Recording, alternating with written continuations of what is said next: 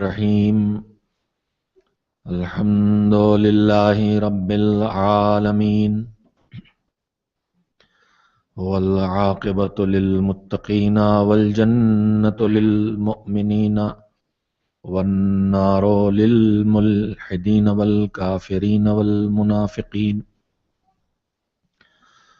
والصلاة والسلام علی سید الانبیاء والمرسلین سیدنا و نبینا و شفیعنا ابی القاسم محمد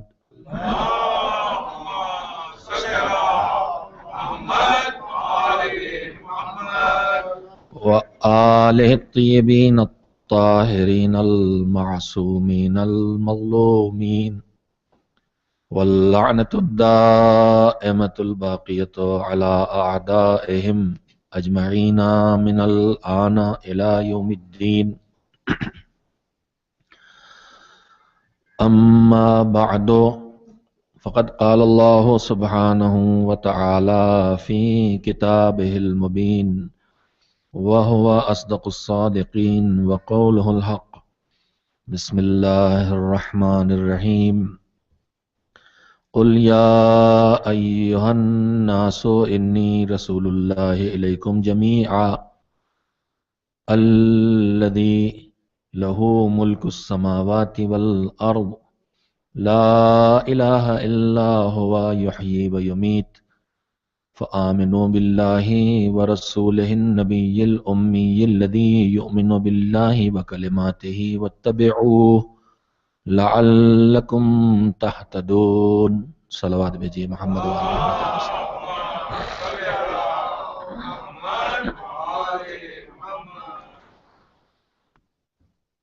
پروردگار عالم اپنے آخری پیغمبر کو مخاطب کرتے ہوئے انہیں حکم دے رہا ہے کہ اے پیغمبر آپ یہ کہہ دیجئے کہ اے انسانوں، چاہے جس زمین کے رہنے والے ہو، چاہے جس زمانے میں ہو، چاہے جس زبان کے بولنے والے ہو، جس دن سے میں آواز دے رہا ہوں اس دن سے قیامت تک انسان جہاں بھی ہے وہ سنے، یا ایھا الناس، اے انسانوں، میں تمہارے درمیان اللہ کا رسول بنا کے بھیجا گیا ہوں۔ وہ اللہ کہ سارا اختیار، ساری حکومت، سارا اقتدار، سب کچھ زمین و آسمان اور پوری کائنات میں صرف اور صرف اس کا ہے۔ لہ الملک، سارا اختیار اس کا ہے اور کسی کا نہیں ہے۔ اب وہ اپنے اختیار سے جس کو جتنا حصہ دیتا ہے وہ اس کی طرف منتقل ہوتا ہے۔ کوئی اس لائق نہیں ہے اس کے علاوہ کہ اس کی پرستش کی جائے، کوئی معبود نہیں ہے، وہی زندگی دینے والا ہے، وہی موت دینے والا ہے۔ تو اے پیغمبر کہہ دو کہ جب تم اللہ کے رسول ہو تو پھر ان سے کہہ دو کہ یہ اللہ پر بھی ایمان لائیں اور اللہ کے رسول پر بھی ایمان لائیں، اس رسول پر جو نبی بھی ہے، نبی امی بھی ہے، بے پڑھے لکھوں کے درمیان اللہ کی بارگاہ سے آیا ہے، علم لے کے آیا ہے، تعلیم کے لیے آیا ہے، تربیت کے لیے آیا ہے، اور وہ اللہ پر ایمان رکھتا ہے اور اللہ کی ہر بات پر ایمان رکھتا ہے۔ تو اب تمہیں اس پر ایمان بھی لانا چاہیے، اس پیغمبر پر، اور اس کا اتباع بھی کرنا چاہیے تاکہ تمہیں ہدایت مل جائے۔ ہدایت یافتہ ہونے کے لیے، صحیح راستے پر چل کے نجات تک پہنچنے کے لیے، جس سفر کا آغاز ایمان سے ہوتا ہے، ایمان سے شروع کر کے ہم کو اور آپ کو سب کو اتباع پیغمبر گرامی حضرت محمد مصطفیٰ صلی اللہ علیہ وآلہ وسلم تک اپنے آپ کو پہنچانا ہے۔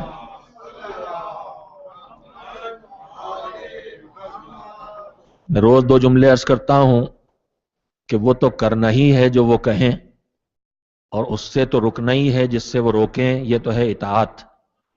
اس سے ایک قدم اور آگے جانا ہے، ان پہ نگاہیں رکھنا ہے، ان کو پہچاننا ہے، ان کی سیرت کو دیکھتے رہنا ہے، اور ان کی سیرت کو دیکھ کر جو وہ کریں وہ ہمیں اپنی زندگی میں لانا ہے، اور جس چیز سے وہ دور رہیں اسے ہم اپنی زندگی سے اپنے آپ کو اس سے دور کرنا. ایک صلوات بھیجیے محمد والے.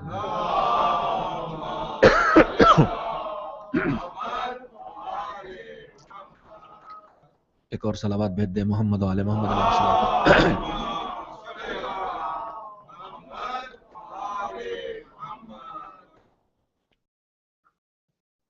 ایمان سے اتباع تک اس عنوان سے جو گفتگو آپ کی خدمت میں شروع کی گئی تھی، اس کی آج چوتھی منزل اور چوتھا مرحلہ ہے. عزیزان محترم، پیغمبر اکرم نے جس سوسائٹی میں، جن حالات میں اور جس ماحول میں تبلیغ دین کا کام شروع کیا تھا، اس وقت کی کیفیت کو بھی قرآن مجید بیان کرتا ہے.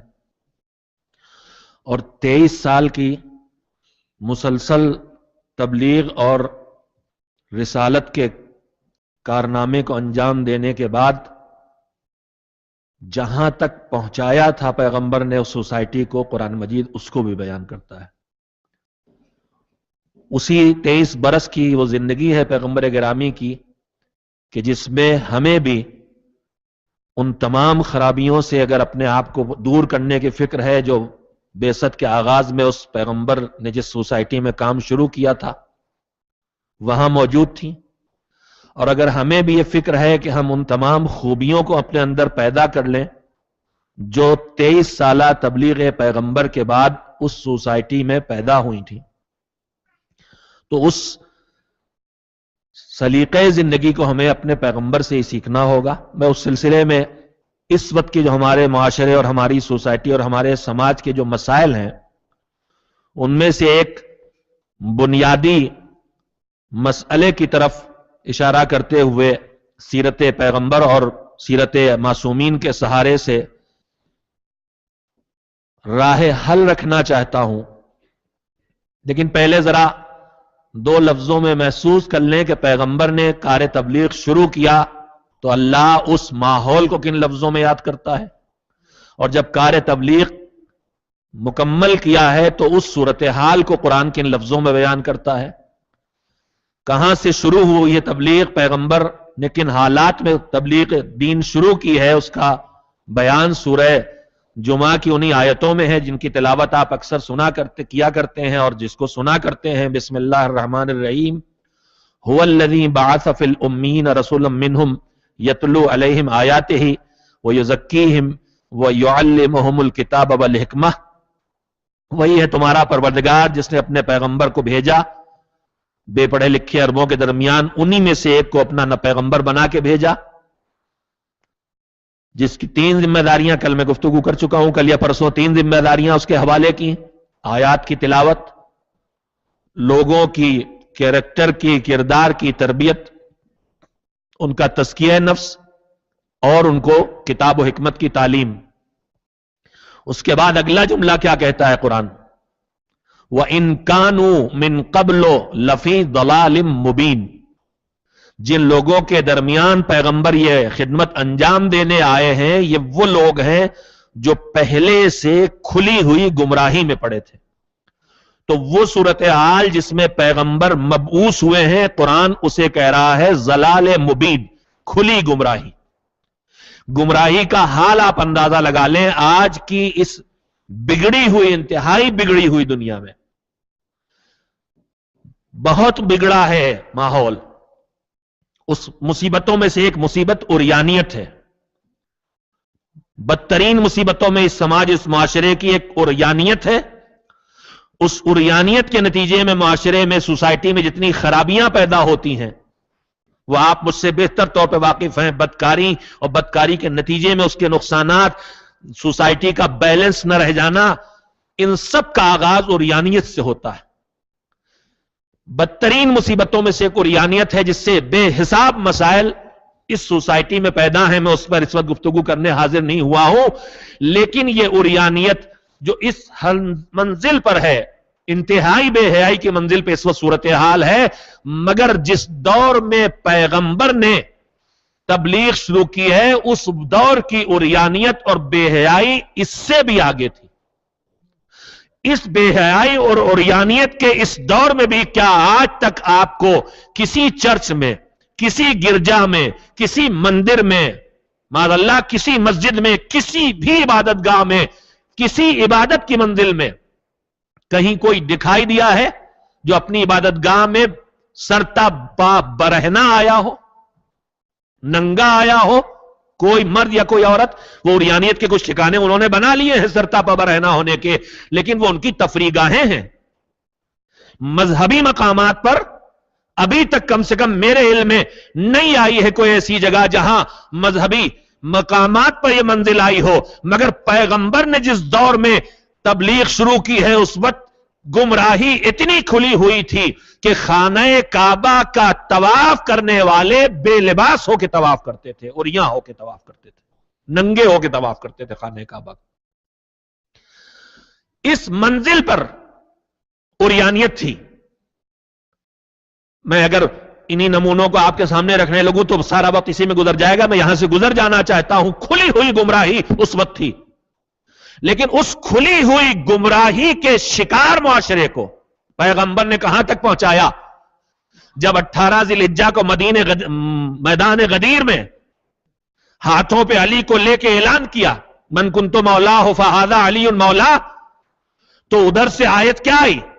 बिस्मिल्लाहिर्रहमानिर्रहीम, अल यौमा अकमलतु लकुम दीनकुम व अतममतु अलैकुम नेमती व रदीतु लकुमुल इस्लाम दीना।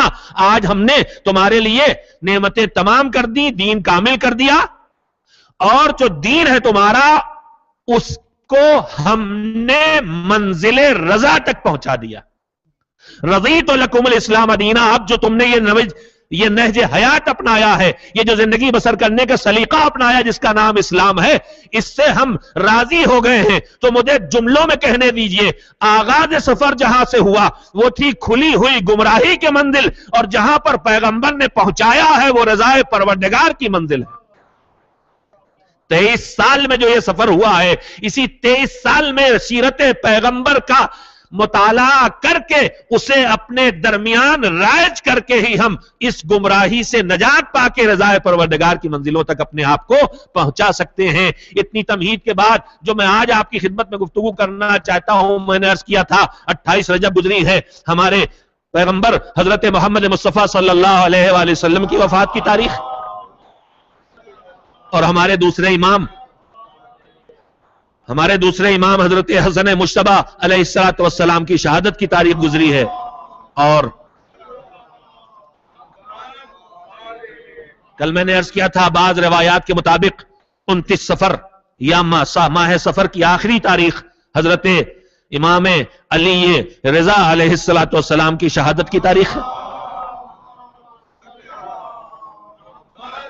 मैंने अर्ज किया था कि मैं इन ईमान से, इत्तिबा के उन्वान से, इनके इरशादात, इनकी सीरत, इनकी जिंदगी के नमूनों के सहारे हमारी जिंदगी में जो जरूरतें हैं, जो ज्यादा अहम मसाइल हैं, उनसे हम कैसे निपटे, इनकी सीरत को सामने रखते हुए तज़किरे पेश करने की कोशिश करूंगा।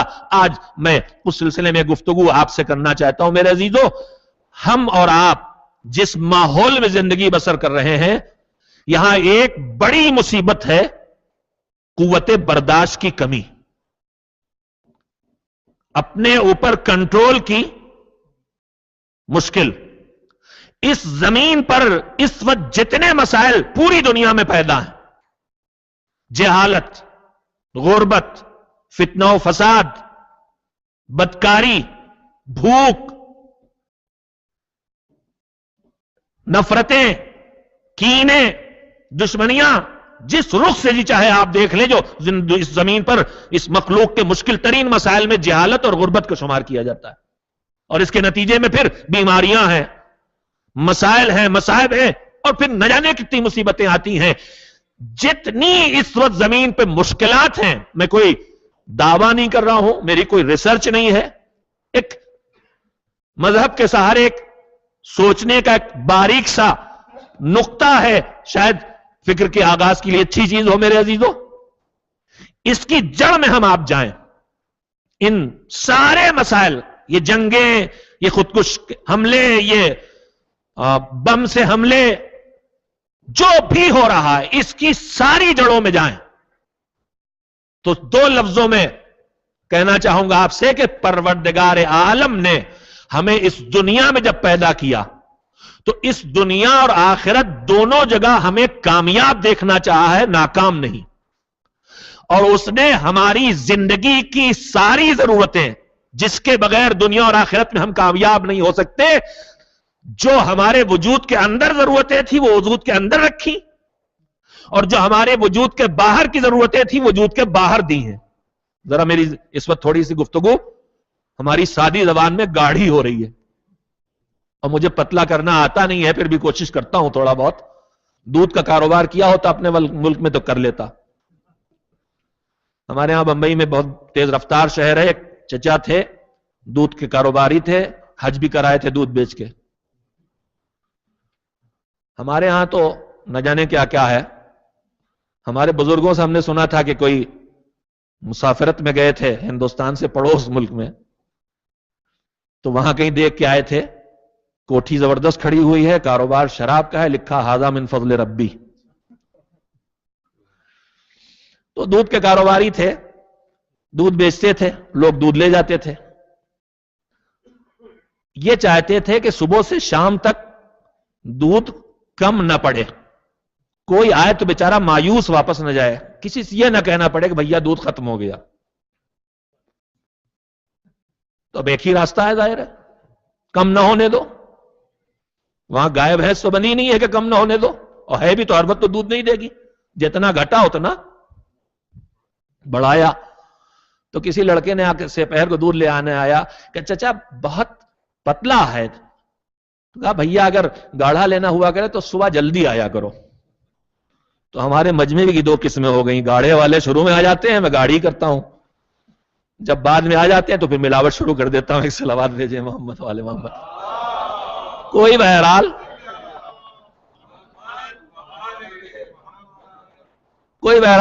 महरूम वापस न जाए कि यह न कहना पड़े कि आज खत्म हो गया। एक सलावत और भेज दे मोहम्मद वाले मोहम्मद पर।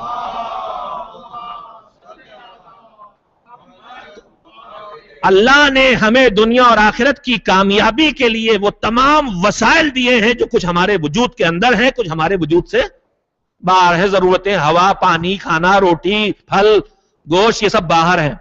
वजूद के अंदर मैंने गिनती, हम आप गिनाएंगे कहां से? एक नेमत के अंदर कितनी नेमतें, फिर उस नेमत के अंदर कितनी नेमतें, उम्र गुजारते चले जाइए, न कभी गिन सकते हैं न कभी शुक्र अदा हो सकता है। जुमला तो आपका सुना होगा मगर बर वक्त याद आया है तो कह देता हूं। जनाब मूसा से अल्लाह ने कहा कि मूसा हमारी नेमतों पर उस तरह से शुक्र अदा करो जैसे शुक्र अदा करने का हक है।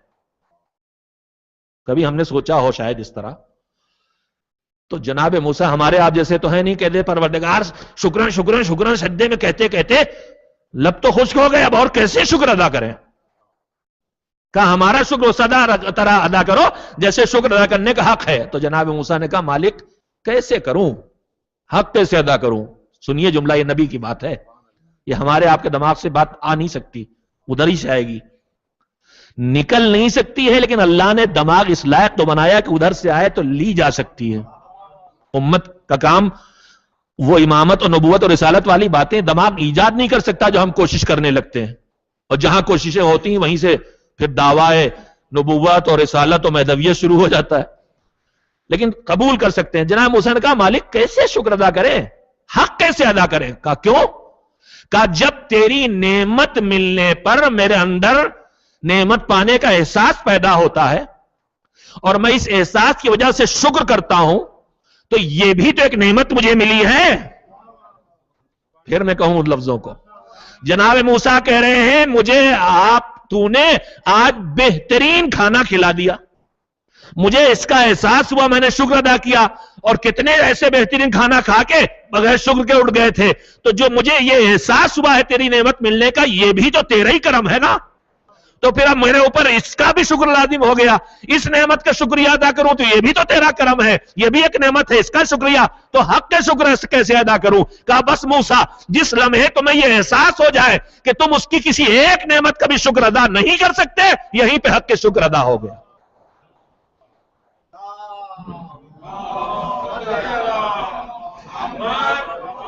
دنیا میں جو پریشانیاں، جو آفتیں، جو دشواریاں ہیں، جہالت، غربت، بیماری، موت، خوف، دہشت، ناامنی، ہزاروں رخ ہیں، ان سب کی جڑ میں جائیے۔ اللہ نے جو ہمیں قوتیں دی ہیں ہمارے وجود کے اندر ہماری زندگی بسر کرنے کے لیے، جن کی ہمیں ضرورت ہے، ہم ایک دوسرے تک بات پہنچا سکیں، ہمیں وہ زبان ملی ہے، ہم ایک دوسرے دیکھ سکیں، ہمیں آنکھیں ملی ہیں، ہمیں سننے کے لیے کان ملے ہیں، ہمیں بولنے کے لیے بھی زبان ملی، کھانے کے لیے بھی زبان ملی ہے، چھونے کے لیے، لین دین کرنے کے لیے ہاتھ پیر ملے ہیں۔ وہی جو کہا جاتا ہوا سے خمسہ 5 حصے، ہوا سے خمسہ ظاہرہ، سینسز جو ہمیں ملے ہیں، کیا ہے؟ باصرہ دیکھنے کی، شامہ سونگنے کی، بدبو خوشبو، ذائقہ چکھنے کی، لامسہ ٹچ کرنے کی، ٹھنڈا گرم، کھردرا نرم، اور کون سی چھوٹی؟ سامعہ سننے کی۔ یہ قوتیں ملی ہیں ظاہری ضرورتوں کو پورا کرنے کے لیے۔ پھر اس کے بعد سوچنے کی طاقت، امیجن کرنے کی طاقت، تصور کی طاقت، خواہش نفس، اور بھی ضرورتیں جو اس نے ہمیں دی ہیں، جو زندگی کی باہر کی ضرورتیں ہیں ان کو اپنے وجود تک لانے کے لیے اس نے خواہشات دی ہیں۔ اگر خواہش نہ ہو تو آدمی خود بھی نہیں جیے گا اور نسلیں بھی نہیں چلیں گی۔ میں بہت زیادہ پھیل کے نہیں کہہ سکتا بات کو واضح کر کے، یہ خواہش ہے جو ہماری اور آپ کی زندگی کو بچائے بھی ہے اور اگلی نسلوں کو بڑھا بھی رہی ہے۔ دنیا کی آبادی اسی خواہش سے ہو رہی ہے۔ خواہشات ملے ہیں، اس کے ساتھ ساتھ غضب ملا۔ میں غصہ نہیں کہوں گا، غصہ بری چیز ہے، غضب بری چیز نہیں ہے۔ غضب وہ طاقت ہے جب آدمی فائدے کے لیے آگے بڑھے تو خواہش آگے بڑھاتی ہے، اور جب آدمی کی طرف نقصان بڑھ رہا ہو تو اس نقصان سے جو چیز بچاتی ہے وہ قوت غضبیہ کہتے ہیں اس کو۔ میں نے کہا نا گاڑھا تھوڑا رہے گا۔ غصہ، اس کے عربی میں غصے کو تیش کہتے ہیں۔ ابھی بتاؤں گا کہ دونوں میں فرق کیا ہے انشاءاللہ، آپ کی قوت برداشت کا مظاہرہ بھی ہو جائے گا یہیں پہ۔ تو میرے عزیزوں، جتنی قوتیں اللہ سے ہم کو ملی ہیں، سوچنے کی طاقت، تخیل، تعقل، تفکر، آج گاڑی رہے گی۔ تخیل کیا ہے؟ سوچنا، خالی خیالی دنیا میں اڑ رہے ہیں، جھما جھم جو نماز میں ہوتا ہے۔ توہم، یہ سب ضرورتیں ہیں لیکن ان کا بیجا استعمال اور توہم، بیٹھے ہیں کہیں ایک دم سے تنہائی میں بیٹھے اور خیال ہو گیا چاروں طرف سے چڑیلے ہیں، بھوت پریت، توہمات، بلی کاٹ گئی راستہ، یہ سب بیجا استعمال ہے۔ اصل ضرورت میں وہی تو کہنا چاہتا ہوں، قوت واہمہ آدمی سوچ کے ہی کام کو، بلڈنگ کا نقشہ، ایک کھڑی عمارت تیار کرنا ہے تو شروع کہاں سے کریں گے؟ اسی واہمے سے شروع کریں گے، آنکھیں بند کر کے مکان سوچیں گے تو بنائیں گے۔ تو نہ جانے کتنی قوتیں ملی ہیں اللہ نے جو ہمیں دی ہیں۔ ان قوتوں کو استعمال کرنا ہے ہمیں ان حدوں میں رہ کے جو اللہ کی طرف سے معین ہے۔ اب میں اتنا وقت لینے کے نتیجے میں جو جملہ کہنا چاہتا ہوں، میرے عزیزوں غور کر لیجئے گا، اس زمین پر جتنے مسائل اور مشکلات انسانی زندگی کے لیے پیدا ہو رہے ہیں، چاہے انسان کی اپنی ذاتی اور انفرادی زندگی کے لیے، چاہے گھریلو زندگی کے لیے، بزنس کا ٹوٹنا، میاں بیوی کے جھگڑے، اولاد کی نالائقیاں، ماں باپ کی پریشانیاں، جتنے مسائل پیدا ہو رہے ہیں، چاہے انفرادی ہو چاہے اجتماعی ہو، ملکوں کے جھگڑے، سب پہ غور کر لیجئے گا۔ میرے عزیزوں، اللہ نے ہمیں جن قوتوں سے نوازا ہے، ان کا جب تک وہاں استعمال ہو جہاں استعمال کے لیے انہیں دیا گیا ہے، تب تک وہ نتیجہ آتا ہے جو زندگی میں سکون اور راحت لاتا ہے۔ زحمتیں اور مسائل، یہ جملہ کہنے کے لیے توقع لے لیا، زحمتیں اور مسائل تب پیدا ہوتے ہیں جب ان میں سے کوئی قوت بیکار رہ جاتی ہے یا کوئی قوت بے قابو ہو جاتی ہے۔ انہی طاقتوں کے استعمال میں جہاں ہم نے اپنی اللہ سے ملی ہوئی صلاحیتوں اور استعداد کا، کیپیسٹی کا چھوڑ دیا، استعمال نہیں کیا، مسائل کھڑے ہوں گے۔ جہالت نتیجہ ہوگا مثلا اللہ کی دی ہوئی قوت کے استعمال نہ کرنے کا۔ غربت، بھوک نتیجہ ہوگی مثلا اللہ کی دی ہوئی قوتوں کے استعمال نہ کرنے کا۔ لیکن قتل و غارت، مار پیٹ، اللہ کی دی ہوئی قوت کے بے قابو ہو جانے کا نتیجہ ہوگا. مار پیٹ اللہ نے مجھے ڈیفنس کی طاقت دی تھی تاکہ اپنی حفاظت کر سکوں. اب میں کسی کو اگر بیجا مارتا ہوں، گالی دیتا ہوں، تکلیف پہنچاتا ہوں، فساد کھڑا ہوتا ہے، بم مار رہا ہوں، تو میرے عزیزوں یہ وہ قوت بے قابو ہوئی ہے. میں دو لفظوں کو بار بار دہراؤں گا، اس کے بغیر میری بات آگے نہیں بڑھ سکے گی. اللہ سے ملی ہوئی قوتیں جو زندگی کی ضرورتیں ہیں، زندگی کے مسائل اس سے پیدا ہوتے ہیں کہ یہ قوتیں یا تو بیکار رہ جاتی ہیں یا بے قابو ہو جاتی ہیں. سارے ملکوں میں نظر ڈال کے دیکھ لیجئے، مسائل جو کھڑے ہیں یا ان قوتوں کے بیکار رہنے سے پیدا ہو رہے ہیں یا ان قوتوں کے بے قابو ہونے سے پیدا ہو رہے ہیں. دو ہی وجہ ہیں جس کی وجہ سے انسانیت کی پریشانی کھڑی ہو رہی ہے. مذہب کا کام یہ ہے کہ وہ نہ کسی قوت کو بیکار رہنے دے اور نہ کسی قوت کو بے قابو ہونے دے. بیکاری سے اللہ کی دی طاقتوں کو بچانے کے لیے وہ واجب اور مستحب کے احکام جاری کرتا ہے تاکہ قوتیں بیکار نہ رہیں، اور بے قابو ہونے سے بچانے کے لیے حرام اور مکروہ کے بریک لگاتا ہے تاکہ بے قابو نہ ہونے پائے. قوتیں یا تو بیکار رہ کے نقصان پہنچاتی ہیں، جہاں بولنا چاہیے آدمی بول نہیں رہا ہے، نقصان ہوگا. جہاں زیادہ بولنا، جہاں نہ بولنا چاہیے وہاں بول پڑے گا، نقصان ہوگا. جہاں دیکھنا چاہیے وہاں نہیں دیکھ رہا ہے، آنکھیں بند کر کے گاڑی چلا رہے ہیں، لڑ نہیں ہے. اور اگر آنکھیں بند کر لینا چاہیے، جھکا لے لینا چاہیے اور آنکھیں پھر کھلی ہیں تو گھر میں آگ لگ نہیں ہے.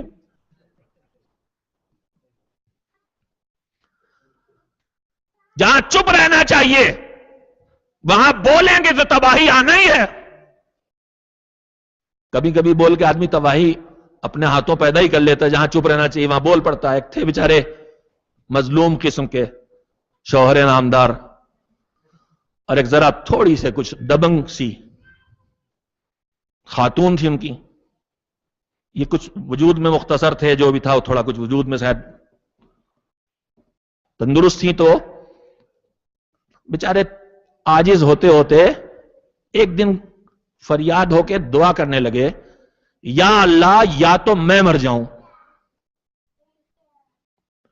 یا اللہ یا تو میں مر جاؤں. ابھی آدھا جملہ نکلا تھا کہ یا اللہ یا تو میں مر جاؤں، کانوں میں آوازیں اور یا اور یا اور یا کر لے اور یا بھی میں مر جاؤں. صلوات کبھی بے محل نہیں ہوتی.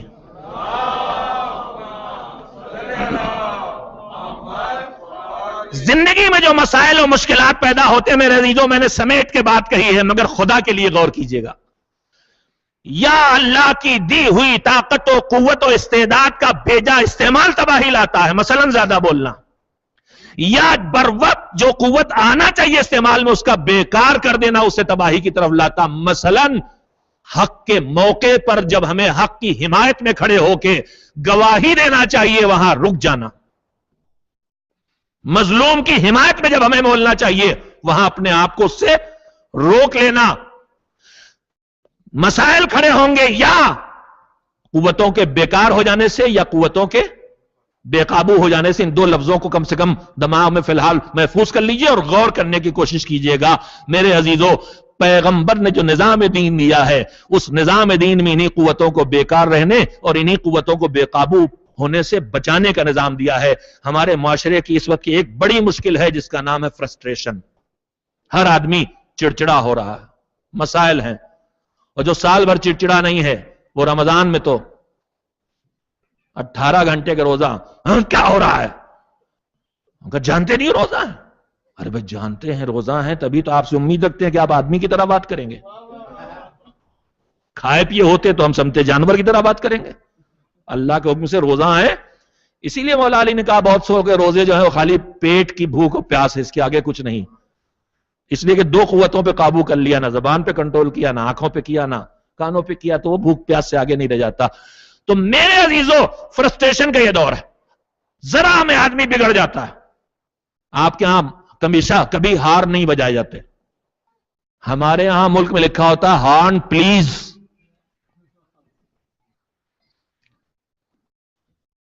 یہاں اگر کوئی ہارن بجا دے تو گالی ہے نا. اور ایسے تو بالکل نہیں بجتے، لیکن ایک ذرا سے لائٹ پہ، اب کیا کریں، موبائل پہ کچھ ایسا بات چل رہی ہے کہ اگر ادھر سے دماغ ہٹا تو گھر پہ جا کے پٹائی ہونا ہے. اب ذرا چند سیکنڈ بس لیٹ ہوا, پیچھے سے پو پی شروع, فرسٹریشن.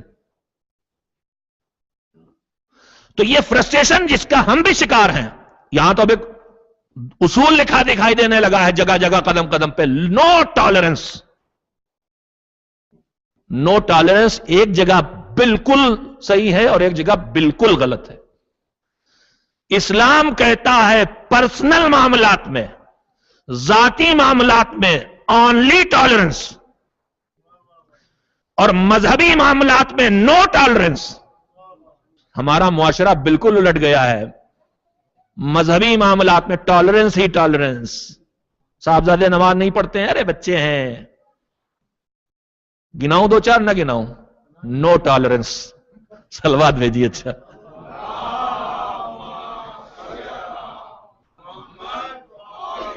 مذہب جو ہمیں سبق دیتا ذاتی معاملات میں ٹالرنس, حلم, برداشت, کظم غیظ, غصے کا قابو کرنا, اور دین کے معاملات میں نو ٹالرنس. ہم الٹ گئے, اسی لیے مسائل پیدا ہیں. بس میں اب آپ کے سامنے جلدی سے سیرت کے چند نمونے سناؤں کہ ٹالرنس کہاں ہے اور نو ٹالرنس کہاں ہے. رسول اکرم حضرت محمد مصطفیٰ صلی اللہ علیہ وآلہ وسلم کی سیرت کے بے حساب نمونے ہیں. ہمارے پیغمبر, ہمارے دوسرے امام, ہمارے 7ویں امام, جو حالات, جن حالات سے امام 8ویں امام, یہ ان خاص حالات سے گزرے ہیں. میں نے بار بار یہ بات آپ سے کہی اور علماء کہتے رہتے ہیں ہمیشہ, میں بھی ان کا شاگردوں میں سے ایک شاگرد ہونے کی کوشش کرتا رہتا ہوں اہل علم کی, کہ میرے عزیزوں ائمہ طاہرین کے جو القاب ہر زمانے میں الگ الگ مشہور ہوئے, اس کا یہ مطلب نہیں ہے کہ دوسرے میں وہ ہنر نہیں تھا.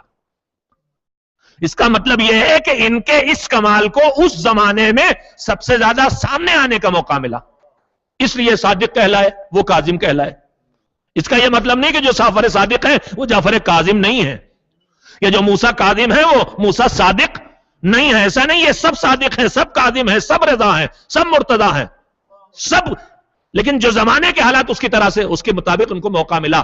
تو حضور کے نمایاں صفات میں سے سیرت محمد و آل محمد کا ایک نمایاں پیغام یہ ہے کہ ذاتی معاملات میں قوت برداشت کا زبردست مظاہرہ کیا جائے, جس سے ہم محروم ہوتے چلے جا رہے ہیں. بہت جلدی چڑچڑانے لگتے ہیں. ہمارے دوسرے امام کی زندگی جیسی گزری ہے, میں نے کل آپ سے بتایا کہ دشمن تو دشمن, دوست تک تانا زنی کر رہے تھے. ایسے میں آدمی کیا کرتا ہے؟ دو ہی حالتیں ہوتی ہیں, یا دنیا چھوڑ کے گوشہ نشین ہو جاتا ہے جس کو ڈپریشن کہا جاتا ہے, یا پھر چڑچڑا ہو جاتا ہے, جھگڑالو ہو جاتا ہے. امام نے ان بدترین حالات میں اپنی امت کو پیغام دیا ہے کہ دیکھو تم ہمارے غلام ہو تو تمہیں بدترین حالات میں بھی نہ گوشہ نشینی اختیار کرنا ہے, زندگی چھوڑنا نہیں ہے, بہتر سے بہتر زندگی بسر کرنا. کسی امام کا گھر اس طرح دسترخوان بچھا کے نہیں کھلا رہا جس طرح امام حسن مجتبیٰ کا.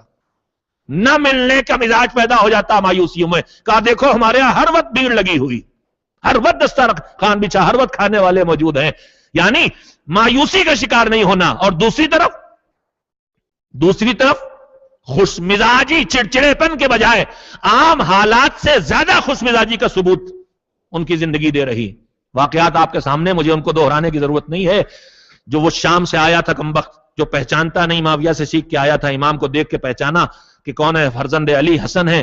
اس نے اپنی پوری زبان کی طاقت خرچ کر دی ان کو برا بھلا کہنے میں. امام مسکراتے رہے, اور جب وہ چپ ہو گیا تو اس نے ان کو برا کہنے میں طاقت صرف کی تھی, انہوں نے اس کی مزاج پرسی میں اپنی زبان کی طاقت خرچ کرنا شروع کی. مسافر ہے, تیری ضرورتیں ہیں, گھر چاہیے گھر چل, سامان چاہیے سامان دیں, مدد چاہیے مدد دیں, جتنے دن رہنا ہو رہے. ایک فہرست پوری پیش کر دی جو کسی انسان کی ضرورت ہو سکتی ہے چند لمحوں میں. وہی جو گالیاں دے رہا تھا وہی کہہ رہا تھا, آپ اب پھر سے مجھے مسلمان بنائیے. واقعہ آپ کے سامنے ہے. جو اس بدتمیزی اور بدسلوکی کے بعد ہم آپ بہت کریں گے تو چپ رہ لیں گے, جو بھی ہمارے بس کا آسان نہیں ہے. لیکن وہاں تو اس کے الٹا معاملہ ہے کہ آپ مجھے اپنا بنا لیجئے. بنا لیا. ایک جملہ یہاں پہ کہنے کا جی چاہتا ہے, اگر بابا کا کمال یہ ہے کہ وہ ڈوبتے ہوئے سورج کو مغرب سے پلٹا لیتے ہیں, تو بیٹے کا کمال یہ ہے کہ ڈوبتی ہوئی انسانیت کے سورج کو غروب ہونے کے بعد پھر سے طلوع کی منزل میں لے آتے ہیں. सीरत के न जाने कितने नमूने जो आप सुनते रहते हैं। रसूल अकरम की पूरी जिंदगी में कदम कदम पर पूरा मक्का जिसने इतनी अजियत पहुंचाई थी, इतनी तकलीफें पहुंचाई थी, जब फतेह मक्का हुआ आए सब तो पूछा क्या सोचते हो? कहा आप हमारे भाई और अच्छे भाई रहे हैं, आपने हमेशा हमारे साथ अच्छा सुलूक किया है। तो पैगंबर ने वही आयत पढ़ी जो जनाब यूसुफ ने अपने भाइयों के लिए पढ़ी थी कि जाओ, कोई किसी चीज का किसी से तुम में से इंतकाम नहीं लिया जाएगा। जाती मसाइल की सूरत हाल यह है, नमूने बहुत से हैं, मैं उनको चूंकि आपके इल्म में है कि जहां जंग उहद में जहां दुश्मनों से इतनी तकलीफ हुई थी कि दंदान मुबारक शहीद हुए, 4 दांत टूटे हैं पैगंबर के, शदीद तौर पे जख्मी हुए, बड़ी तकलीफ उठाई है, मगर उसके बाद तारीख कहती है कि सद्दे में पेशानी रख के सुनने वालों ने कोशिश की कि शायद अब ये बद्दुआ कर रहे हों उनकी तबाही की, मगर सुनाई क्या दे रहा था? रब्बे एहदे कौमी इन्नहुम ला यअलमून, परवरदिगार मेरी कौम को हिदायत दे दे, ये पहचानते नहीं। ये कुव्वत बर्दाश्त की वो इंतहाई हदें हैं जो सीरत पैगंबर में हमें दिखाई दे रही हैं मेरे अजीजों। लेकिन यही पैगंबर जब दीन का मामला आता है तो फिर वहां कोई मुरव्वत नहीं है, कोई टॉलरेंस नहीं है, कोई नरमी नहीं। अगर जाहिरी तौर पर दुनिया को देख के ये लगता भी है कि यहां नरमी कर रहे हैं तो वह हकीकतन नरमी नहीं होती है, वो भी उसूल की पाबंदी होती है। थोड़ी से बोझल कैफियत आपकी कम हो जाए, वाकयात के सारे कम होती हैं, रिवाज पढ़ने को मिलता। मैंने आपकी खिदमत में बात कही है कि इस वक्त जिस फ्रस्ट्रेशन से हम गुजर रहे हैं, जो टॉलरेंस की हमारे अंदर कमी हो गई, जो हमारी कुव्वत गजबिया जो डिफेंस के लिए है वो बेकाबू होकर गालम गलौज में बदल जाती है, वो बेकाबू होकर इत्तेहाम और खराब इल्जाम में बदल जाती है। हम जल्दी से किसी बात पे एक दूसरे से झगड़ा और बहस करने लगते हैं। यहां पे सीरत पैगंबर हमें क्या सिखा रही? जाती मामलात में कुव्वत बर्दाश्त का मुजाहरा करो और मजहबी मामलात में जो दीन के तकाजे उसमें जर्रा बराबर मुरव्वत नहीं होगी। यहां पे कुछ लोग सुए इस्तिफादा करते हैं, इन चीजों का मिसयूज करते हैं। हमें होशमंदी से देखना चाहिए। जाती मामलात में माफी करना है, इसलिए कि अल्लाह कहता है कि अगर तुम्हें गुस्सा आए तो गुस्सा आने पर मेरे गुस्से को याद करना। बड़ा कीमती जुमला है। कहा गुस्सा आए कहीं तो गुस्सा आने पर मेरे गुस्से को याद करना, ताकि जब मेरे गजब का मौका आए तो मैं तुझे याद करूं। फिर से जुमला कहता हूं, अल्लाह कहता है कि जब तुम्हें गुस्सा आए किसी बात पर, बीवी मियां में झगड़ा हो गया, भाई बहन में हो गया, मोमिन मोमिन में, पड़ोसी पड़ोसी में कहीं गुस्सा आ गया, तो गुस्से के वक्त तुम मुझे याद करना, ताकि जब मेरा गजब का वक्त आए, तुम्हारे ऊपर तो हर वक्त गजब आ सकता है मेरा, तुम इतनी हरकतें कर चुके हो, किसी वक्त भी गजब आ सकता है, लेकिन अगर तुम अपने गजब के मौके पर मुझे याद रखोगे तो फिर मैं अपने गजब के मौके पर तुम्हें याद रखूंगा। अगर इसी एक उसूल को आदमी मजबूती से पकड़ ले के गजब परवरदिगार से बचना है तो हमें एक दूसरे के साथ ये बर्ताव नहीं करना है। मगर मेरे अजीजों में फिर कहता हूं, यह सीरत जाती मामलात की है, मजहबी मामलात में नो टॉलरेंस ही का उसूल है। हमारे मामलात उलट गए हैं, जाती मामलात में लड़ मर जाएंगे, मजहबी मामलात में सारी बरादरी याद आ जाएगी।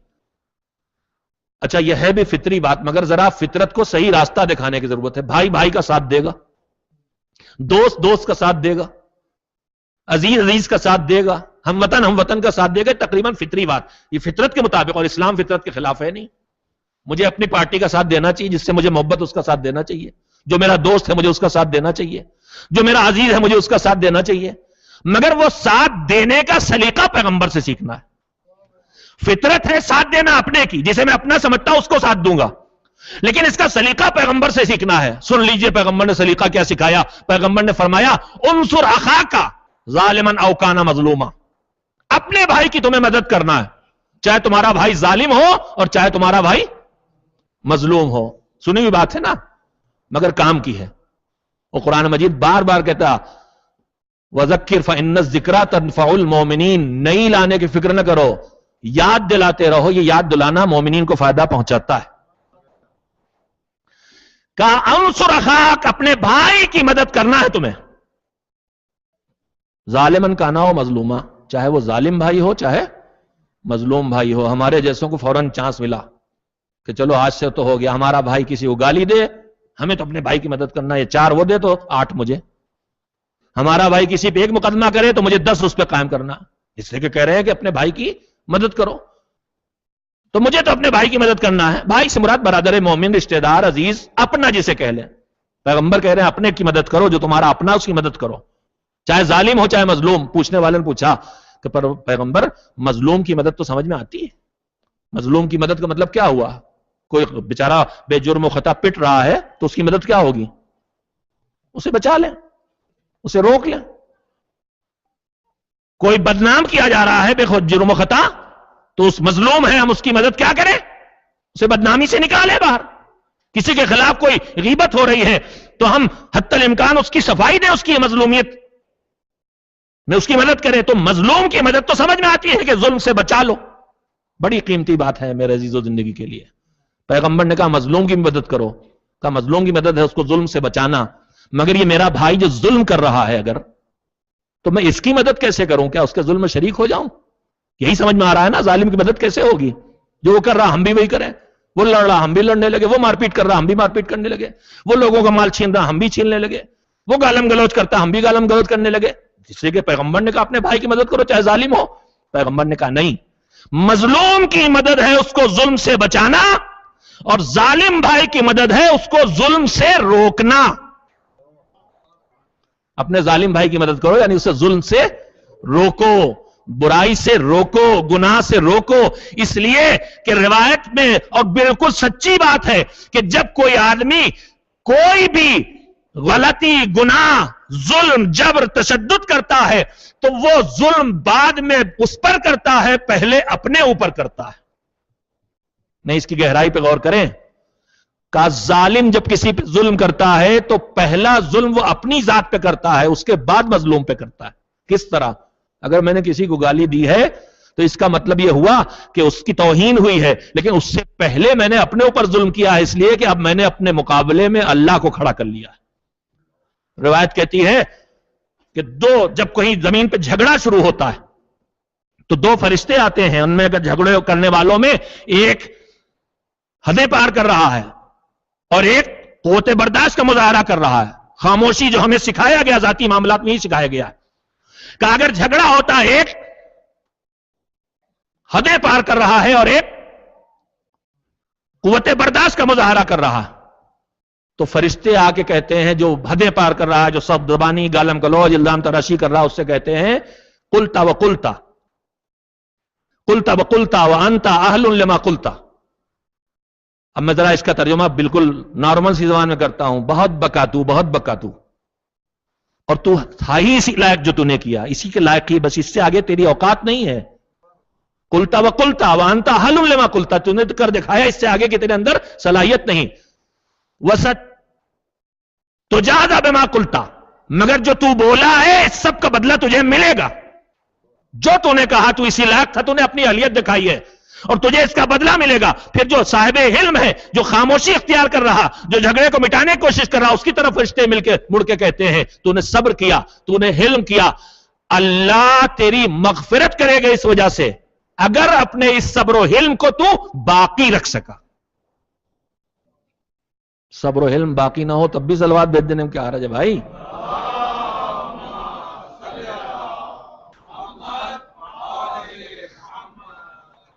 ہمارے یہاں ایک مسجد ہے شہر میں، جو زمانے میں منظم کی گئی بنانے کے لیے نئی، تو اس کا نام حیدری مسجد، لیکن کچھ دنوں ٹوٹی رہی تھی تو وہ ٹھنڈی مسجد کہلاتی تھی۔ ہمارے یہاں کچھ الفاظ بھی ایجاد کیے جاتے ہیں، ٹھنڈی مسجد یعنی جو گر گئی۔ ہمارے یہاں پتہ نہیں اس کا کیا مقصد ہوتا ہے، بہرحال میں نہیں جانتا۔ تو ٹھنڈی مسجد تو میں جانتا تھا کہ ٹھنڈی مسجد وہ ہوتی ہے، مگر میں ٹھنڈی صلوات نہیں جانتا تھا۔ اب سمجھ گیا ٹھنڈی صلوات کیا ہوتی ہے۔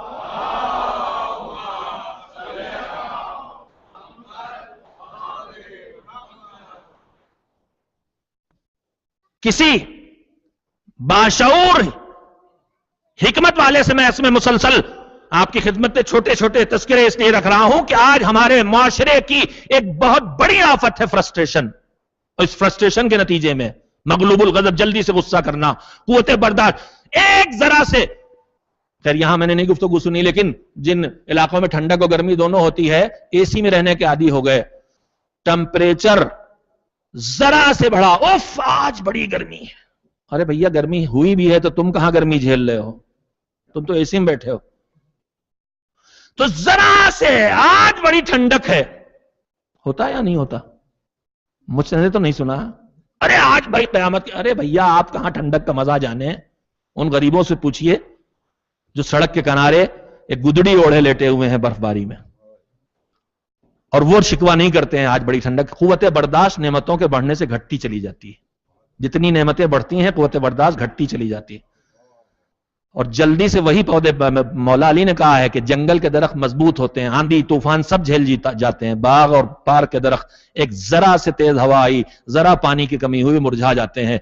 हमें अगली नस्लों को, इन बच्चों को मोहब्बत के तकादे उनकी जिंदगी में नेमतें दें, मगर इसके साथ साथ इनको कुछ जहमतें बर्दाश्त करने की आदत भी होना चाहिए, वरना उनके साथ वो मोहब्बत नहीं है, फिर दुश्मनी है। कभी उनकी बात पूरी हो 100 बार तो एक बात उनकी बात पूरी ना हो, ताकि उन्हें यह भी आदत रहे कि कभी हमारी बात नहीं सुनी जाती, किसी और की बात मानना पड़ती है। वरना फिर जब वो तय कर लेगा कि हमेशा मेरी मानी जाती, मां बाप की नहीं, तो फिर एक दिन यह भी सीख लेगा कि हमेशा मेरी मानी जाएगी, ना इमाम की, ना नबी की, ना रसूल की। लिहाजा अपनी मनवाने की आदत हमेशा नहीं होना चाहिए। तरबियत के सब छोटे छोटे अज्जा हैं। खैर मैं फिर वापस लाऊं, किसी हकीम से यानी समझदार इंसान से कहा गया, उसको किसी ने गालियां दी, बुरा भला कहा, वो चुप रहा। तो किसी ने कहा कि आप तो चुप रहे। कहने लगे कि मैं उस जंग में नहीं जाना चाहता जिसमें जीतने वाला ज्यादा घाटे में रहे। मैं उस जंग में जाना नहीं चाहता जिसमें जीतने वाला ज्यादा घाटे रहे। मौलाए कायनात अमीरुल मोमिनीन हजरत अली इब्न अबी तालिब अलैहिस्सलातु वस्सलाम पैगंबर के साथ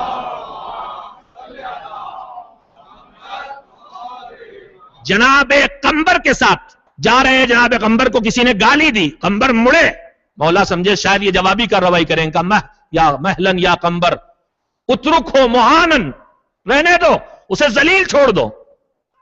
मौला की जुमला क्या कह रहा?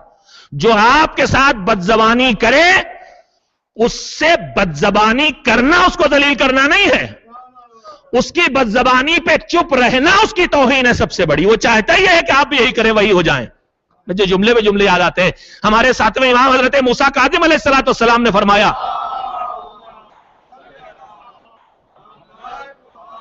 कि जब तुम्हारे बारे में कोई इंसान अपने मालिक की नाफरमानी करे और मासियत करे, क्या मतलब? उसने मुझे गाली दी, तो पर इल्जाम लगाया, तो उसने मेरे बारे में अल्लाह के हुक्म की नाफरमानी की है। कहा जब वो तुम्हारे बारे में हुक्म खुदा की नाफरमानी करे तो उसका बेहतरीन जवाब यह है कि तुम उसके बारे में हुक्म खुदा की इताअत करो। क्लियर नहीं हुआ? एक सलवात भेजिए जोर से तो दिमाग खुल जाएंगे।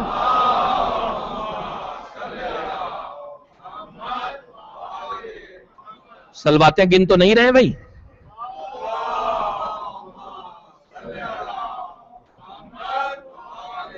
आजकल की हमारी बदनसीबियों में ये भी हो गया कि मेंबर पे आने के पैसे तय होने लगे हैं, मजदूरी बन गया मेंबर पे आना। अल्लाह का करम है, उससे महफूज है। हम मजदूरी करते हैं मगर आपकी नहीं, इंशाअल्लाह हम सब उनकी मंजूरी करते हैं। और तय करके आना बेवकूफी है। जब हमें मिलना उस खुले हाथ से है तो हम तय करके छोटे ही तय करेंगे। खैर, तो ऐसे एक मौलाना थे, तय करके आते थे। बिजनेस के शहर में, हमारा शहर बंबई का बिजनेस का शहर है, बड़ा तेज रफ्तार बिजनेस का शहर है। उन्होंने मजलिस पढ़ाई, उसके बाद हदिया दिया गया तो वो 1/3 था, नहीं 2/3 था। जो तय हुआ था उसका 2/3 मिला। मसलन 300 तय हुए थे तो 200 मिले। तो उनका ये क्या? उनका हुजूर आपने 20 मिनट तो खाली सलवातें पढ़वाई हैं, तो भैया मेरा कुछ तय नहीं है आपसे। आइए उस दरबार से मिल के ले जहां से बेहिसाब मिलता है। अल्लाहुम्मा सल्ली अला मुहम्मद व आले मुहम्मद। मैं फिर जुमले इमाम को दोहराता हूं, मेरे अजीजों, हमें एक को गुस्सा, एक गर्म हो तो दूसरा जरूर उस वक्त नरम हो जाए। बिया बिगड़े तो बीवी उस वक्त ठंडी हो जाए। खफा ना हो जाए मेरी बहनें कि हमसे कह रहे ठंडी हो जाओ। एक ठंडा होना हमारे यहां वो वाला भी होता है। फिक़ही मसाइल में भी आया है कि अगर किसी की रूह निकलने के बाद जिस्म गर्म है, टच करो तो मुस्लिम मस्से मैयत वाजिब नहीं होगा। जब जिस्म ठंडा हो जाए तो मस्से मैयत वाजिब होगा। नहीं, वो नहीं। एक गर्म तो दूसरा, एक गुस्सा। और उसकी तरकीबें मज़हब ने बताई हैं। अपनी सिचुएशन चेंज करो, खड़े हो तो बैठ जाओ, जिस जगह हो वहां से हट जाओ। अगर गुस्सा आ रहा है और कोई जिससे बात हो रही वो रिश्तेदार है, खून का रिश्ता है, मजहब कहता है टच कर लो। रहम जब रहम को टच करता है तो शैतान की गर्मी हट जाती है, रहमान की रहमत आ जाती है। यह भी कहा गया, भाई भाई में, भाई बहन बहन झगड़ा हो रहा, छू लें, मगर दोनों को मालूम होना चाहिए। ये बेचारा छूने चले, उसको पता चला ये हमें, लिहाजा सब लोग आया करें मजलिस में, वरना एक ने सुनी एक ने सुनी तो बात बिगड़ जाएगी। वुजू कर लो, इसलिए कि गुस्सा आ गया उसे पानी ठंडा करेगा, रवायत है। कहा जमीन से, मिट्टी से अपने को टच करो, गुस्सा आए तो मिट्टी से टच करो, इसलिए कि मिट्टी भी आग को बुझाती है। गुस्सा तुम मिट्टी से बने हो, गुस्सा शैतान की चीज है, जहन्नम की आग का नमूना है। तो 2 रकत नमाज पढ़ लो। बहुत से चीजें हैं जिनको अगर हम जिंदगी में कोशिश करें। देखिए पैगंबर गिरामी का एक जुमला, 2 तरह के लोग होते हैं, एक वाकईन कुव्वत बर्दाश्त जिनके अंदर फितरी तौर पे होती है, वो हलीम कहलाते हैं। हलीम वो वाला नहीं जो खाया जाता है, हालांकि अब मेरी समझ में आया उसको हलीम क्यों कहा जाता है। जैसे बेचारा जो गुस्सा गर्मी नहीं करता हलीम होता है, उसको दुनिया खाती है, वैसे ही अब समझ में आया कि इतनी खतरनाक मिर्च मसाले वाली चीज को हलीम क्यों कहा जाता है, इसलिए कि लोग खाते हैं उसको भी खूब सो। हलीम के साथ यही होता है, बेचारा समझाता खाया जाता है, लेकिन पता नहीं कि अगर हलीम ने अपना काम किया तो 3 दिन तड़पाएगा। मेरे अजीजों, मैंने आपकी खिदमत में बात कहना चाहिए कि सीरत मोहम्मद और आले मोहम्मद में एक बेहतरीन नमूना है जिंदगी, और जिसको हमें अपनाना ही चाहिए अगर अपने घरों को बचाना, अपनी जिंदगियों को बचाना, अपनी मसरतों को बचाना, अपने घरों को आग से रोकना। कितने टुकड़े हो रहे हैं इनके पीछे, गुस्सा, नफरत, कीना, और उन चीजों से भी परहेज किया जाना चाहिए जिससे गुस्सा पैदा होता है। बदजबानी, गीबत से, एहानत से, बेतुके मजाक से, उन चीजों से भी मजहब मुस्तकिल उससे रोकता है जो गुस्से तक लेके आती हैं। लेकिन दूसरा रुख, बात फैल गई, 20 मिनट जो सलवात वाले हैं वो बढ़ जाएंगे आगे, इसलिए अब सलवात नहीं भेजेंगे। लेकिन मैं ये जरूर वाज़ेह करना चाहूंगा कि ये नरमी जाती मामलात में है, ये नरमी जाती मामलात में है। मजहब के मामले में बिल्कुल नो टॉलरेंस, ढील नहीं दी गई है उनकी तरफ से, जो हर जगह कितने वाकयात हैं उनकी जिंदगी के। देहाती अरब आया, पैगंबर के गले में चादर पड़ी हुई, इतनी जोर से खींचा कि गले पे पूरे निशानात बन गए, और उसका कहता है कि मालुल्लाह से मुझे एक ऊंट खजूरें दो, मतलब दबंगई दिखला रहा है कि मैं तुम्हारे माल से नहीं मांग रहा हूं, तुम्हारे पास जो है सब अल्लाह का माल है, उसमें से एक ऊंट खजूरें दो। पैगंबर उसी तरफ मुड़े मुस्कुराते हुए, असहाब बिगड़े इसकी ठोकाई कर दें, कहा रुको सब लोग रुको।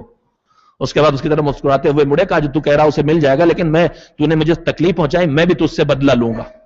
मुस्कुरा के कहा, तो उसने कहा आप बदला मुझसे ले ही नहीं सकते। कहा क्यों? कहा मुझे पता है आप बुराई का बदला बुराई से ले ही नहीं सकते, आप बुराई का बदला बुराई से, सय्या का बदला सय्या से आप ले ही नहीं सकते हैं, बुराई आप मुझसे बदला नहीं ले सकते, आप में इसकी ताकत नहीं कि मुझसे बदला लें। ये था मिजाज जिसको ऐसे जाहिल भी समझते थे, ऐसी कुव्वत बर्दाश्त। हम जरा में जबान खुल जाती, लेकिन दीन के मामलातों पर जल्दी से सुन ले, कोई जर्रा बराबर बर्दाश्त नहीं, कोई छूट नहीं, कोई ढील नहीं। पैगंबर खुदा की खिदमत में एक देहाती आया, आराबी, और उसने कहा मैं आपका दीन मुझे मालूम हो गया, मैं उसे अपनाना चाहता हूं, मगर मेरी चंद शर्तें। कहा वो क्या है? कहा मेरी 3 आदतें हैं, और मैं इन 3 आदतों में से एक आदत छोड़ने पर तैयार हूं, बाकी 2 आदतें नहीं छोड़ूंगा। सुना हुआ क्या होगा आपका, पढ़ा हुआ होगा। पैगंबर ने पूछा क्या है तेरी आदतें? उसने कहा मैं चोरी करता हूं, शराब पीता हूं और झूठ बोलता हूं। याद आ गया किस्सा? बस मैं जल्दी से मुकम्मल कर दूं।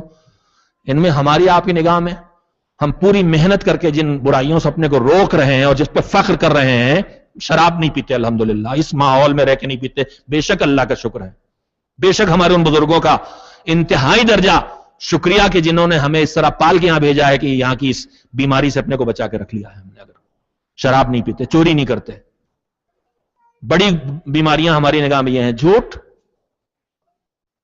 तो सबसे छोटी बीमारी कौन सी है? झूठ। शराब और चोरी दोनों उससे बड़ी बीमारियां। पैगंबर से उसने कहा कि शराब पीता हूं, चोरी करता हूं, झूठ बोलता हूं, एक आदत छोड़ूंगा। पैगंबर ने उसे चोरी से रोका, ना शराब से रोका। ظاہری طور پر ڈھیل دے رہے ہیں. کہا ٹھیک ہے تو شراب بس تو جھوٹ بولنا چھوڑ دے, جھوٹ بولنا چھوڑ دے. اس نے وعدہ کر لیا. رات آئی, روزی کمانے کا وقت ہو گیا. اچھا ایک جملہ یہاں پہ آپ کی خدمت میں کہیں, دیکھا کتنا جاگ رہے ہیں. جب اس نے کہا کہ میں چوری کرتا ہوں, شراب پیتا ہوں اور جھوٹ بولتا ہوں, مجھے ایک عادت چھوڑوں گا, کوئی ایک بتا دیں. پیغمبر نے کہہ دیا تو جھوٹ چھوڑ دے. گویا اس کی دو شرطیں ظاہراً مان لی. یہ تھا جونیئر, وہاں بہت سے سینئر تو بیٹھے رہے ہوں گے, انہوں نے سوچا ہوگا یار غلطی ہو گئی. اب انہیں کیا پتا کہ ہونے کیا والا ہے. ہم آپ بھی مشروط اسلام والے ہیں عزیزو. پیغمبر آپ پہ اسلام تو لائیں گے مگر یہ ہم سے نہیں ہوگا. صبح کی نماز وہ تو رات ہی میں ہوگی. آپ کے اسلام والے ہیں مگر میں مگر نہیں گنانا چاہتا. خود ہی ہم سوچ لیں کہ ہمارا اسلام شرطوں والا, اس نے تو ایک مگر لگوایا تھا. ہمارے ہاں تو ایگزمپشن شاید زیادہ نکل آئیں گے. عربی میں جس کو اللہ کہتے ہیں وہ اللہ زیادہ نکل آئیں گے. اسلام تو لائیں گے مگر یہ نہیں چھوڑیں گے, مگر یہ نہیں چھوڑیں گے. مگر پیغمبر نے کہا بس جھوٹ نہ بول. چلا گیا. روزی کمانے کا وقت, رات میں نکلا روزی کمانے. اب دماغ میں آیا کہ اگر کسی گھر سے نکلے گٹھر اٹھر باندھ کے چوری کر کے, اور کسی نے دیکھ لیا یا نہیں بھی پہنچے ابھی گھر, ابھی کوئی ہم نکلے رات کی اس تاریکی میں, اگر ہم سے پوچھ لیا کسی نے کہ اس رات میں کہاں جا رہے ہو بھائی, وہ آج کا دور تو ہے نہیں کیلگری کا کہ پوچھنے کی ضرورت نہیں, معلوم ہے رات میں کہاں جا رہے ہیں. اگر سیٹرڈے نائٹ ہے, مکہ ہے, مدینہ ہے, رات کی تاریکی میں اکیلا آدمی نکل کے جا رہا ہے, تو کوئی اگر مل گیا, کسی نے کہیں سے دیکھ لیا, ارے بھیا اس رات میں کہاں جا رہے ہو, تو اس سے کیا کہوں گا؟ کہوں گا چوری کرنے جا رہا ہوں. پیغمبر نے کہا جھوٹ نہیں بولنا. کہوں مسجد جا رہا ہوں عبادت کے لیے, پیغمبر نے کہا جھوٹ نہیں بولنا. تو جھوٹ بول نہیں سکتا, یہ تو کہہ نہیں سکتا مسجد جا رہا ہوں. کہوں چوری کرنے جا رہا ہوں تو پھر منہ کیا دکھاؤں گا؟ جو پوچھ رہا ہے اس سے میں کہوں جا رہا ہوں چوری کرنے, تو کاروبار بھی ہو نہیں پائے گا. اب یہ اشتہار شور ہو جائے گا, چور نکلا ہے, ہوشیار چور چور, تو پلٹ آیا واپس. اب ہماری آپ کی زبان میں روزی روٹی ہاتھ سے چھینی تو غم غلط کرنے کا خیال پیدا ہوا. دوسری عادت پینے کی, کہا چلے پیے. کہا اگر کسی نے دیکھ لیا تو کیا ہوگا؟ صبح ہوئی, پیغمبر کی خدمت, پھر واپس آیا. دوبارہ مسلمان بنائیے, دوبارہ اسلام. کہا کیوں؟ کہا وہ جو شرط لگائی تھی میں نے وہ شرط نہیں چلے گی, مجھے اس شرط کے بغیر مسلمان بنا لیجئے. اس لیے کہ اس نے جب طے کر لیا کہ جھوٹ چھوڑنا ہے مجھے, تو جھوٹ چھوٹا تو چوری بھی چھوٹی, شراب بھی چھوٹی. یہ امہات الامراض اسی لیے کہلاتا ہے, جو ماں ہے, جھوٹ جو ہے وہ برائیوں کی ماں ہے. لیکن میں نے آپ کی خدمت پہ اس وقت اس عنوان سے گفتگو نہیں کی ہے. میں نے یہ عرض کرنا چاہا ہے کہ مذہب کے معاملات میں چھوٹ نہیں. اگر پیغمبر نے ظاہری طور پر چھوٹ دی بھی تو حقیقتاً وہ چھوٹ نہیں تھی. واپس آیا اور اس کو دوبارہ پھر سے کہنا پڑا کہ مجھے مسلمان بنائیے. یعنی خالی ایک رات اسلام کے ساتھ بسر کر کے اس کے شعور نے یہ پہچان لیا کہ اسلام لانا ہے تو شرطوں والا اسلام نہیں چلے گا, اسلام لانا ہے تو بلا شرط اسلام قبول کرنا پڑے گا. یہ مانیں گے, یہ نہیں مانیں گے, یہ کریں گے, یہ نہیں کریں گے, نہیں چلے گا. اسلام اگر لانا ہے تو اسلام تبھی آئے گا جب پوری بات ماننے کا اقرار کرے آدمی, اور اس کے بعد اس کا ارادہ کرے. میرے عزیزوں, میں نے آپ کا بہت وقت لیا ہے. میں نے صرف اس وقت آج یہ کہنے کی کوشش کی, ہماری سوسائٹی کی ایک بہت بڑی مصیبت یہ ٹالرنس کی کمی, یہ قوت برداشت کی کمی, یہ جس کے نتیجے میں آدمی غصے گرمی کا شکار ہوتا ہے, اور اس کے بعد مسائل اور مصائب شروع ہو جاتے ہیں, اور اس کے بعد گھر سے لے کے گھروندے تک ٹوٹتے ہیں, اور خاندان سے لے کے کنبے تک ٹوٹتے ہیں, برادریاں ٹوٹتی ہیں, دوستیاں ٹوٹتی ہیں. اس میں تھوڑی دیر کے لیے اگر کوئی ایک انسان حلم کی راہ پہ آ جائے, پیغمبر نے کہا تھا کہ اگر خود فطری طور پر تمہارے اندر حلم نہیں ہے تو تحلم, اپنے اندر حلم پیدا کرنے کی کوشش کرو. اپنوں کو حلیم, بردبار, غصہ گرمی نہ کرنے والے انسان جیسا پوسٹ کرو. اس کا پیغمبر نے کہا جو جیسا بننے کی کوشش کرتا ہے اللہ اسے ویسا بنا دیتا ہے. کنٹرول کی کوشش کرو گے تو ایک دن تمہیں کنٹرول نصیب ہو جائے گا. بس میرے عزیزوں, میں نے بہت وقت لیا اور بہت شکر گزار ہوں. آپ حضرات روزانہ پوری توجہ سے گزارشات کو سنتے ہیں.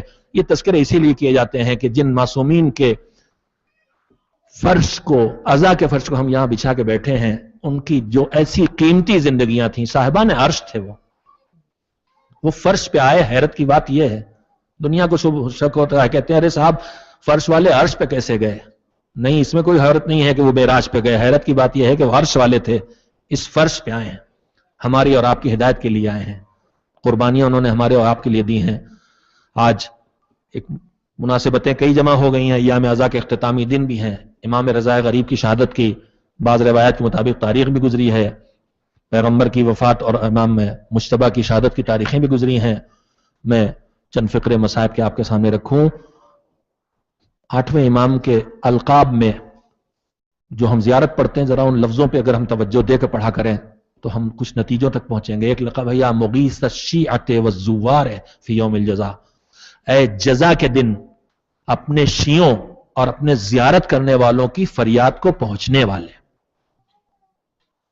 السلام علیکہ یا معین الضعفاء الفقراء، اے ضعیف اور کمزور لوگوں اور فقیر لوگوں کی مدد کرنے والے۔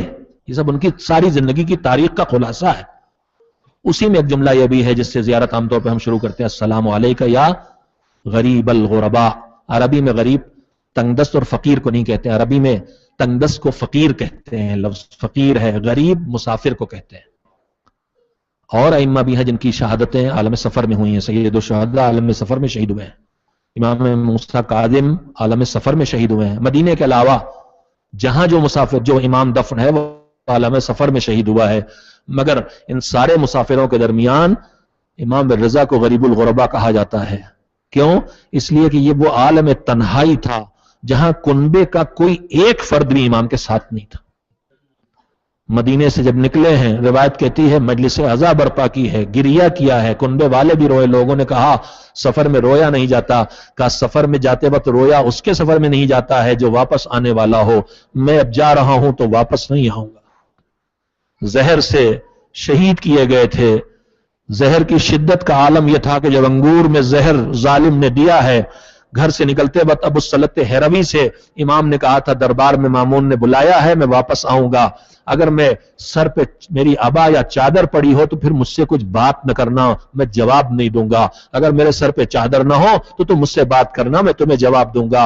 امام جانتے تھے زہر کی وہ شدت ہوگی کہ اس کے بعد لفظوں کو زبان پہ لانا دشوار ہوگا۔ ابو السلط کہتے ہیں میں انتظار میں کھڑا تھا، امام جب دربار سے نکلے سر پہ چادر پڑی ہوئی تھی، میں سج گیا، میرا مولا تکلیف کی کس منزل میں ہے، مگر شدت کا عالم یہ ہے کہ زمین پہ بیٹھ جاتے تھے پھر اٹھ کے کھڑے ہوتے تھے، پھر بیٹھ جاتے تھے پھر اٹھ کے کھڑے ہوتے تھے۔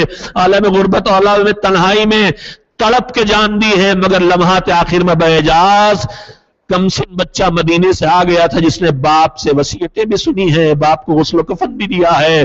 ہاں میں یہیں پہ اپنے آپ کو بھی تسلی دیتا ہوں، میرے مولا بڑے عالم غربت میں آپ نے جان دی، اللہ کی بارگاہ میں حاضری دی، مگر کم سے کم ایک کمسن بیٹا تو آپ کے سینے پہ آ کے سر رکھ کے آپ کے راز و نیاز، آپ سے راز و نیاز کر رہا تھا۔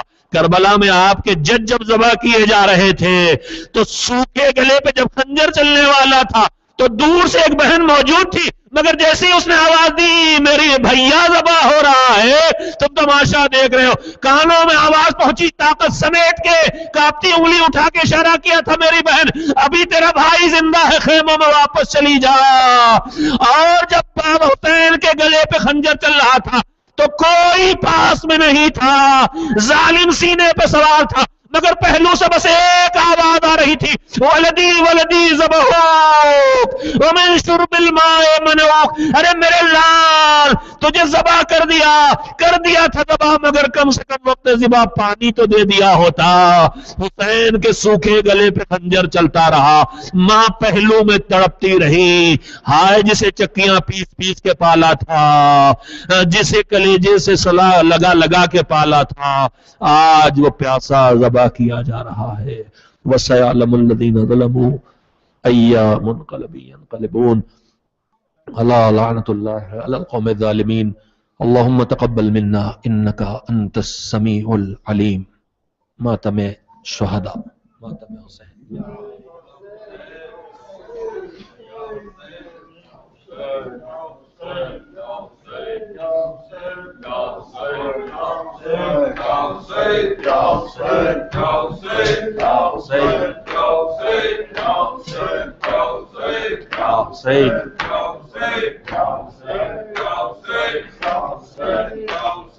Y'all